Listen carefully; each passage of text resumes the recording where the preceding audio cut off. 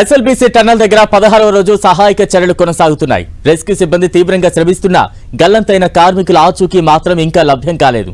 ఇప్పటికే 3 అనుమానిత ప్రాంతాలను గుర్తించిన క్యాడ్వర్ డాగ్స్ ఆయా ప్రాంతాల్లో రెస్క్యూ టీం 8 ఫీట్ల మేర తవ్వకాలు చేపట్టింది.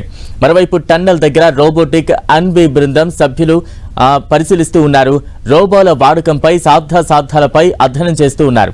130 మీటర్ల దూరం ఉన్న కన్వేయర్ బెల్ట్ వరకు బురద మట్టి తరలించేందుకు తీవ్రంగా శ్రమిస్తున్నారు. జేసీబీల సాయంతో బురద మట్టిని కన్వేయర్ బెల్ట్ పై తరలించే ఏర్పాట్లు చేస్తున్నారు అధికారులు. మరోవైపు ఇవాళ సహాయక చర్యల్లో రోబోలను వినియోగించనున్నట్లు మంత్రి ఉత్తమ్ కుమార్ రెడ్డి తెలిపారు. ఎస్ఎల్బీసీ టన్నెల్లో కొనసాగుతున్న పనుల పురోగతిని తెలుసుకున్నారు. సొరంగంలో కొంత దూరం వరకు వెళ్లి పరిస్థితులను పరిశీలించారు. ఎస్ఎల్బీసీలో సహాయక చర్యలపై నేషనల్ డిజాస్టర్ మేనేజ్మెంట్ ప్రత్యేక కార్యదర్శి అరవింద్ కుమార్, నాగర్ కర్నూలు కలెక్టర్ బదావత్ సంతోష్, సహాయ బృందాలు, ఉన్నతాధికారులతో మంత్రి ఉత్తమ్ కుమార్ రెడ్డి సమీక్ష నిర్వహించారు.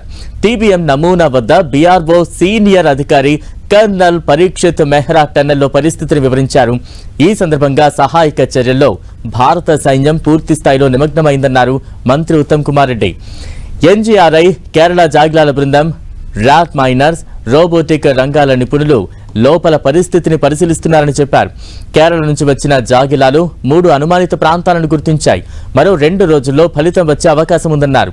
టన్నెల్లో పరిస్థితిపై ఈ నెల 11న హైదరాబాద్లో సీఎం రేవంత్ రెడ్డితో సమీక్ష ఉంటుందని మంత్రి ఉత్తమ్ కుమార్ రెడ్డి తెలిపారు. అనంతరం మరోసారి టన్నెల్ను సందర్శిస్తామన్నారు. సొరంగంలో చిక్కుకున్న 8 మందిపై పూర్తి స్థాయిలో స్పష్టత వస్తే బాధిత కుటుంబాలకు పరిహారం ఇచ్చేందుకు కట్టుబడి ఉన్నామని చెప్పారు. సహాయక చర్యలో పాల్గొంటున్న అధికారులకు, కార్మికులకు సైతం ప్రభుత్వం అండగా ఉంటుందని భరోసా ఇచ్చారు.